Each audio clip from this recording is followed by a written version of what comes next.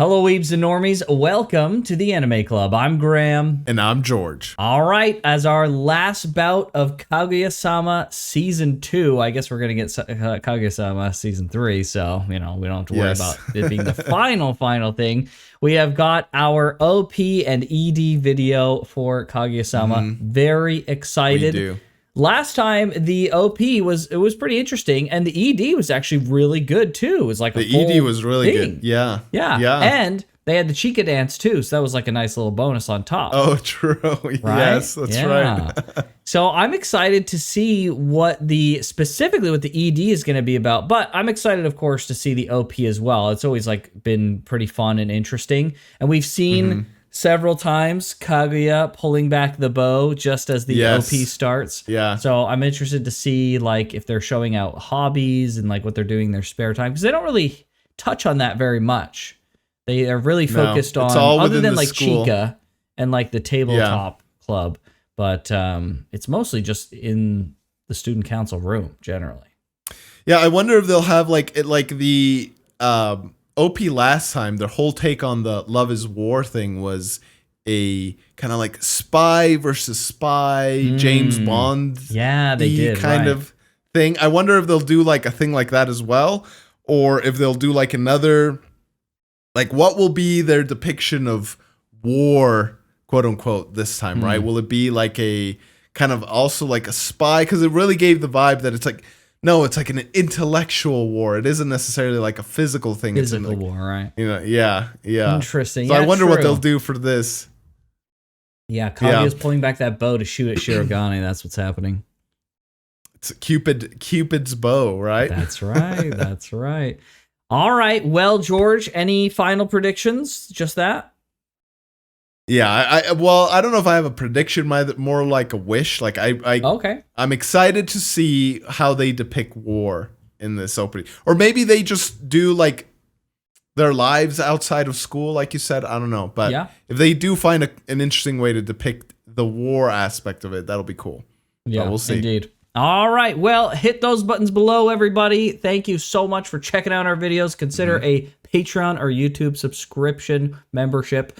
And without further ado, let's get into it. Let's do it.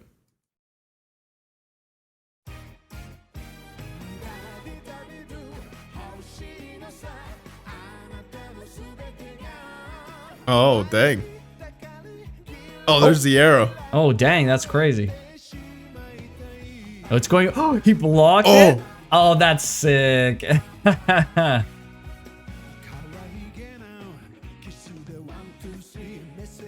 Oh, she's cooking. It's kind of crazy. Oh, that's for cool. her. Oh, it looks so good. I haven't had dinner yet, and so I'm hungry. Oh, make a little heart.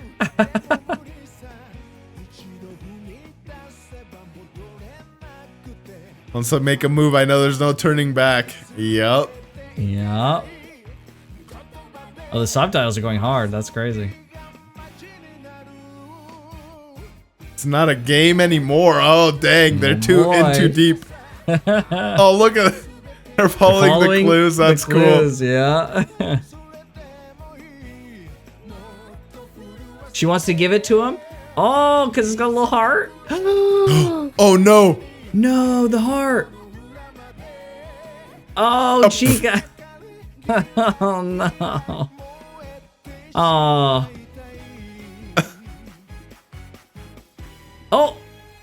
Oh, she does the freaking routine. Oh, that's a great one. Wow. This was like a mini episode in the OP. True. Yeah. That's so strange. That's cool. That's so interesting. I really liked the lyrics because it just showed dude, they're already head over heels for each other, okay? And part of them, I don't know, the meaning that I got from the lyrics was part of them is enjoying the game, whereas or not even the game, because they even say it's not a game anymore, right? But the whole chase, the tug of war, yeah, part of them enjoys that, but the bigger part is bro, let's just get this over with. Let's just get it done. I want you, you want me. Let's just stop the games. Yes, exactly. But there's like the danger of like, okay, like, you know, if any of us confess, there's no going back. Once you do it, be beta cuck for the rest of your relationship. Oh my gosh. Yeah, so like I really like the lyrics. And was that the announcer singing? I don't know if I caught that last time, if it was the announcer. I don't think so. The narrator? Or narrator, not announcer. Yeah, I don't think so. I guess so. Yeah, I guess his voice is different actually. It was a much higher kind of voice. Yeah. Yeah. It was very cute, but my favorite was the shooting the arrow and then having some cool shield heart thing like block the arrow. That was actually so sick. So that was cool, but it was very cute. She went out of her way. So that's a big thing. That's a big thing for Kaguya to do because like, and it depicts it in such a great and subtle way. She is in the like family mansion kitchen, right? She's not in a kitchen, and therefore it depicts like she doesn't have to do this. She went out of her way to go make this food specifically. So, and then, you know, she flips the omelet to make it a heart, to make it clear what she wants to do. She wants to give it to him, and then she fricks it up, and, you know, then Chica is the one eating it in the freaking air, right? It's all just like kind of like this very interesting microcosm that she is going out of her way. And I find it interesting that they focus primarily on Kaguya. I guess it is Kaguya-sama, so she is the titular main character more than Shirogane, I suppose. So it is interesting from that aspect, but I thought it was cute. This is a very, very nice opening. I would give it, what would I give this? You know, if it was just visuals, I would have given it a 7. But since it had its own little like cute storyline, I'm going to give it an 8. The music was very good. The visuals were very nice and had a nice little story to it too. Yeah. Yeah. I think 8 is perfect for this. I really like the song. I don't know who the singer is, but he's got a great voice. I like this little like pop jazz thing that the song's got going on. It's really good. And I do like you said, that she is going out of her way to do this. She doesn't have to do this, but she's doing it because she loves him. Okay, like she doesn't want to admit it to herself, but she does. She loves him, and so this is a labor of love. Right. And it's, I don't know. For me, making a meal for someone is definitely a labor of love. Sure. And you know, I cook for my wife. She cooks for me. And it's just the effort and stuff that you put into it. It's just like, you know, you wouldn't necessarily do this. Like when I was, you know, if I was by myself, I wouldn't necessarily go out of my way to make it like look as nice on the plate. I just would plop it on and whatever, right? And sometimes if I serve myself, that's just what it is, right? But no, you make it look kind of nice, you know? You kind of serve the plate a little bit more, a little bit extra, because it's somebody you love and you're giving it to them, right? Yeah, that's true. So, even me, the man who hates to eat and to cook, the man who despises food, not to that degree, but even I was going to say despises. Oh, jeez. Yeah, it's crazy. Even I would put some extra effort in. I at a service, my knee-jerk reaction to you saying that was like, nah, I don't care about that. But then I was thinking about it, I was like, no, I think I would actually. Even if I was like, I don't cook much. I do like pancakes, French toast. That's about it. And so like I would make that, and if I had the things and the chance to make it look nice on the plate, yeah, I would probably take that. I guess I'd probably put in some small extra effort. Yeah, there's something to that, George. Since I don't like cooking, I feel all the love in the freaking world when people make food for me, or even just like give me food. If someone comes over and they give me, it's very typical in Japan. People come and visit you. They got a little something for you, whether it be a snack or a treat or a gift or something. That's very common. So food is a labor of love, dude. 100%. I'm sure it's that way across cultures, across peoples. I love cooking. Thankfully, I really like trying new things and all that stuff. And I don't want to boast too much, okay? But I've replicated meals that we've like had, and not just with my wife, but like with other people, like in restaurants and stuff. It's like, you know what? I think I can make this, but I think I can make it better. And then like later, you know, like a couple months later or whatever, it's like we're having them over for dinner or something, and like I make it, and they're like, "Bro, this is better. This is better than the restaurant." I'm just like, "Yes, keep the compliments coming." And I'm just like, on the surface, I'm like, "Oh, you're too nice, nah, whatever." But in the inside, I'm like, "That's right. I know it's better. I have the same taste buds too, and I know it's better." Oh my gosh, it's like that's exactly the gag they pull in freaking Kaguya-Sama. They're just like, no, I don't want more praise. And it's like, but it was a lie. You're like, yes, exactly. More praise. That's exactly how I am. On the surface, bro, I'm a cool cucumber. It's just like, no, whatever. But internally, dude, I'm eating it up. So funny. But yeah, so I don't want to like boast too much, but I'm also like decently confident in my like cooking abilities and stuff. So yeah, it's I like cooking. Couldn't relate. All right, well, whatsoever, George, but absolutely. I love eating and I love cooking. I love both sides of the coin. I like sweets and I like burritos, and that's about as far as it goes. If it's sweet or a burrito, I'm freaking having a great time. Not even like a sandwich? Like a good sub sandwich. Okay, really? There was this one place in the US that I ate at. It made freaking incredible sandwiches, but that's the only sandwiches that I had that I like actually loved. Like they were legit. But other than that, I've almost never had a sandwich where I was like, hell yeah, this is great. No, bro. I can't. I just listen. It is what it is. I say this with all love, but I would never take food advice from you. I wouldn't take food advice from me, George, unless I was me with my own tastes. But if I was you, I wouldn't take food advice from me either. I just know there's no malice there. That's for sure. That said, if something breaks through the gram, see, it's not even that it's like you have such high taste. Yes, it's not like that. It's that you're like picky. Right. Oh, yeah. So like if it manages to break through the gram pickiness and you still say that it's good, then all right. Then I would take that. I would be like, okay, this has got to be like a decent thing. Then. Yes, it's not a glass ceiling that you're breaking. It's a thorn briar that you have to go through in order to like get your okay for me. There you go. All right. Well, let's get to the ED, shall we? Okay, let's do it.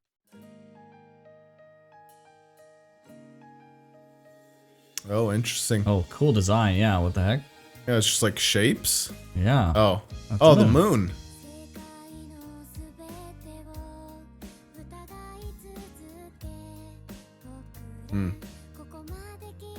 Oh, it's her phone. All of her memories. Bro, this almost broke me, this freaking phone. Oh, and it lights up her eyes. Oh.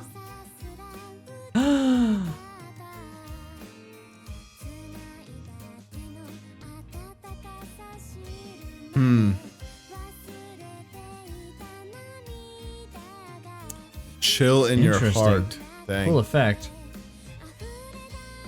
Jeez. Wow. Even the lyrics are gold now.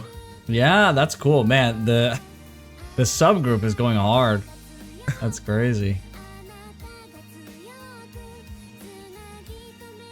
All the stars in her sky. Mm-hmm.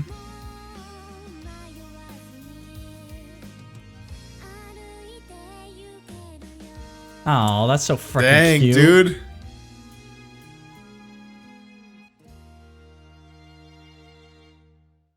That's freaking adorable. Oh my goodness. You know, every time that I get frustrated at the lack of confession and all that stuff from Kaguya or Shirogane, but especially from Kaguya, the show once again finds a way to correct me and show me like really how empty and like devoid of like meaningful connections her life has like been up till now, right? True. Like this is the first time. True. And it's something I'll forget again and I'll probably complain about it again And then the show will probably correct me once again. Yeah, just give you a little nudge, George. Yes. Just a little scared girl, okay? Yes, exactly. That's what I got to remember. She's grown a lot, actually, and I got to commend her for that. Yep. But yeah, she was devoid of any meaningful connection. Maybe maybe she's the only one, right? Because she's been there. But who knows when she became an employee of the family. So, you know, and even then, once she became an employee, who knows how long it took for them to develop this kind of, like, it is like, master-servant relationship, but it's more than that. It's like friendship now, like legitimate friendship. Right. So, yeah, you know what? Fair enough, Kaguya. All right. I see you. I remember. Will I forget? Yes, I'm sure I will. How can you forget, George? See, I just run on the default firmware level where if it's a cute anime girl, I just forgive them immediately. It's just immediate forgiveness. Absolutely unadulterated. Boy, you can do whatever you want. You can do no wrong. Absolutely, totally fine. Oh my gosh. If you run on that logic, almost never you will be disappointed. There was that episode in Freer, and that was pretty bad. But almost never will you be disappointed. So yeah, see the anime. What would be the term? Like the cute anime wilds have no hold on me whatsoever. Are you even a real human being? Do you even have emotions? Yes, George? I am. I am a regular human being. Believe it or not, dude. I think he's a robot. I think most people wouldn't just default forgive any quote unquote cute anime girls. All right. Has anyone actually seen George in real life? Do we actually know that he's not even an AI or something that I've created for this channel? I have been found out. Time to reset. George, go ahead and give me a ingredient readout for making some delicious pancakes, okay? In full detail, thanks. Oh my gosh. It didn't work, Freck. He's definitely not AI. It didn't work. No, I rebooted right then just instantly and got a new update. Well, I don't get it, George. I'm more human looking. Yeah, or I human don't understand. Acting, rather. I don't get it, but this was very cute. I would give this like I would give it a 6. I really liked it, but I would give it a 6. So yeah, I think I'll give it a 7. Like it's good. The visual, I like the other one more, the ED one more. Yeah. Like the visuals weren't bad. The song wasn't bad. What I appreciated the most though was just like the nice little frame of reference that it provides for Kaguya and how much she's grown and how far along she's come. True. Shirogane, bro, just step up, dude. He has no, all right? No excuse. Yeah, like absolutely no maybe excuse. He's got some issues, like his mom abandoned him and his dad's like a deadbeat. So maybe he's got his own issues that probably are. If I were to see a nice little song about his own issues, maybe my opinion on him would be would be corrected as well. But for right now, bro, just step up. All right. Seriously. Just gotta go up and ask her. Just ask her out on a date. Yes. That's it. That's all. Stop being a beta cuck and become the beta cuck. No, man.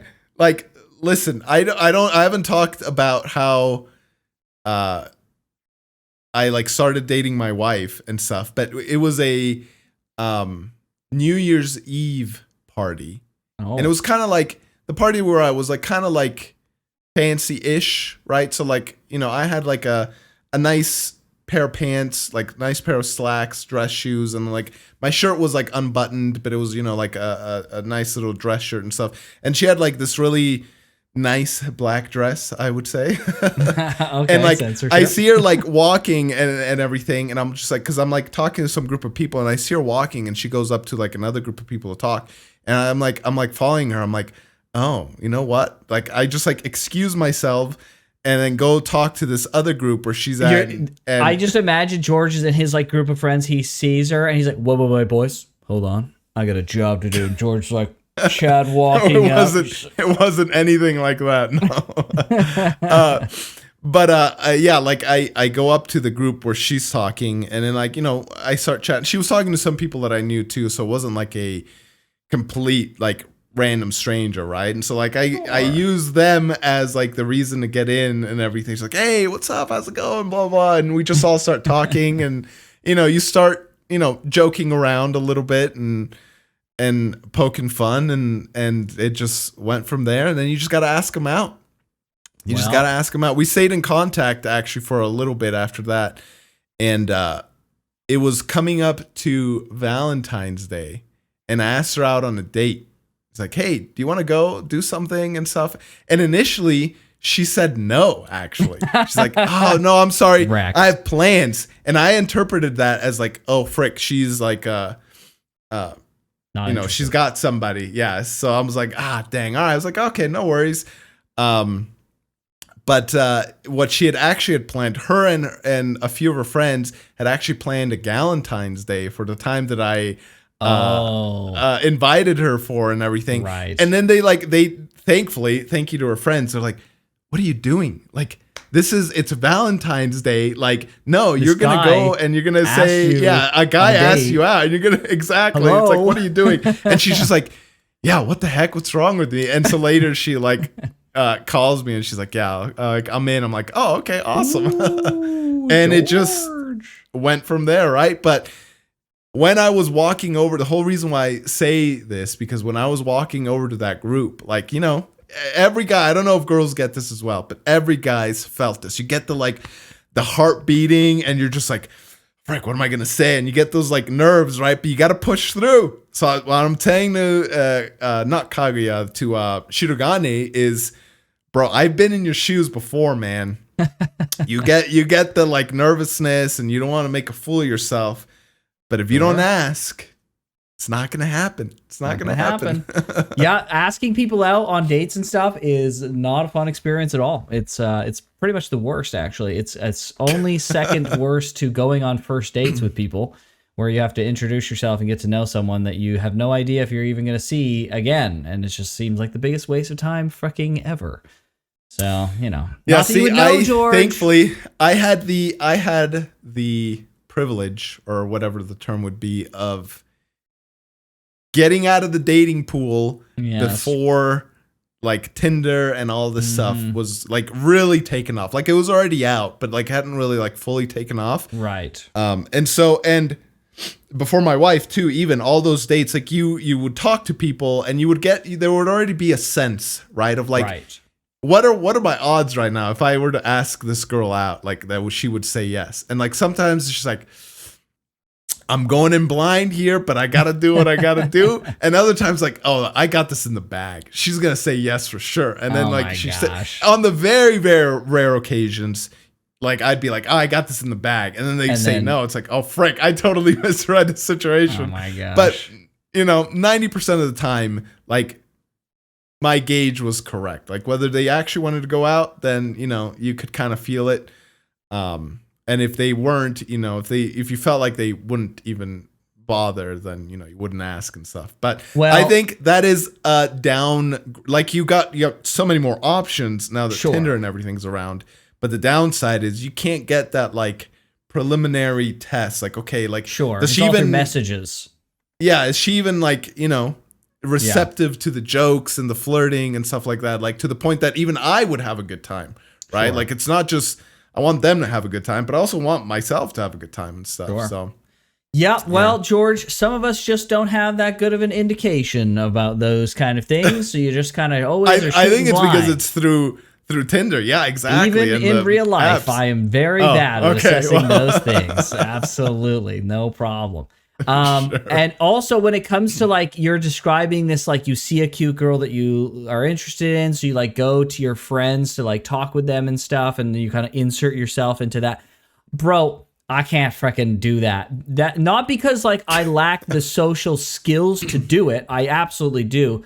But I'm so whatever the opposite, and I'm not saying this is what you're doing is narcissism, but just for an illustration, I'm so the opposite of narcissism. If you're in the middle and narcissist over here, I'm over here.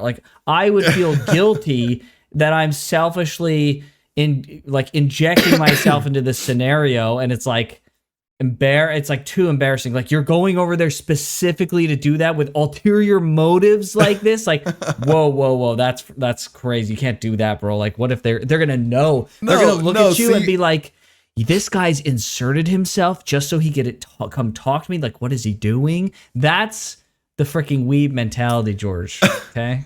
No, see, this is the mentality that I had going over. It's like, okay, I'm gonna see if there's the vibes, right? Not ulterior motives. I am literally going out to just test the waters, and if I like what I'm getting back, then that possibility opens, right? If not, then the possibility wasn't. I mean, it's not that it never was there, right? But it's just like, looks are one thing, but then there's also the like, okay, how is the the vibes and everything, and if they're able to open the door because of the vibes that they put off, then it's like, all right, and so it's fair. A test. There's a preliminary test beforehand, right? Of like, okay, being honest here, it's like, okay, this is a cute girl. All right, that's the first barrier. Then the second barrier is like, okay, what's going on here? Like, are we even remotely compatible? Do we laugh at like the same things or like certain jokes? Like, okay, all right, that's the next barrier. Then the third barrier, it's like, all right, let's go on a date and actually like properly move this more in towards like some sort of more flirty, more romantic kind of thing. I don't know. Maybe I don't want to sound like I'm some like love expert, because I'm certainly not in love the least. Guru George. That's yes. Right. We're gonna get some romance advice from George over here. I think it's a matter of like perspective. I think of just like thinking too many steps ahead. Then, because like I'm not thinking about all. I'm thinking like, okay, cute girl. And then like, I'm not thinking about all those like little other qualifiers. I'm just like, she's cute. I would ask her out. I'm not really too worried about, and I think it's like order of operations, because like my order of operations would be like, well, maybe we'll like go out. I'm not really thinking too much about other things, and then we'll get to know each other as we're going on dates. That would be my mentality, rather than just like, I'm gonna take some time right now and like chat them up and then see if I want what I want to do from there. I think it's just an order of operations thing. So that's why I think why my mentality would be like, oh, they're going to judge me because they know I'm here and I just went out of my way to talk to them. Like how, I don't know. It's very strange. It's very weird, but it is what it is, I suppose. There probably is. I'm sure. I mean, I don't know. I haven't gone from perspective of a girl, right? But like, I don't know. Like, I'm sure some of them are like, what's this guy? Is he trying to ask me out or whatever, right? George. But it's a two-way street, man. It's a two-way. As much as they're judging you got to be, and I'm not saying judging in like some judgy way, right? But just like some qualifying way. Like, is this a person that I could, see having like a good time with? Right? Sure. So two-way street. Two-way street. And it doesn't even make sense, because if a girl went out of her way to start talking with me, I would be flattered. I would be over the moon flattered. I'd be like, wow, me, of all people, freaking me. That'd be great. I think it's like with girls and compliments, right? If a girl compliments a guy, he'll remember till he dies. Like, it'll just that's the one compliment you got this lifetime, right? But if a girl gets a compliment, it's just like, ugh, another one. Oh my gosh! Like, oh, thanks so much. Right? So maybe it's something like that. Yeah. See, if they're not down to earth enough to accept the compliment, just like be nice about it, then that's true, bro. Steer clear, right? That's what I'm saying. It's true. It's a good point. Two-way street. It's a filter. It's a great filter. Anyways, dating advice session is now over. Yes, true. That's it. This was very good. Short. It was very fun, and I'm really glad that we are watching season 3 as well. So yes, indeed. And I'm looking forward to the OPZDs on that side. Typically, I'd say there's a nice little bookend to whatever series it is that we're doing. But it doesn't have to be, because you guys, at the time of recording, we already know, and you guys picked Kaguya Season 3. Look forward to that. If you want to see that 2 weeks ahead of time, check out the Patreon or the channel membership. We're trying to grow the channel, so if you want to hit the good buttons below, it helps us out more than you think. Check out all the other playlists on the channel as well if you want to see everything else we've reacted to. But with that, we'll see you guys next time. See you, everybody. Take care.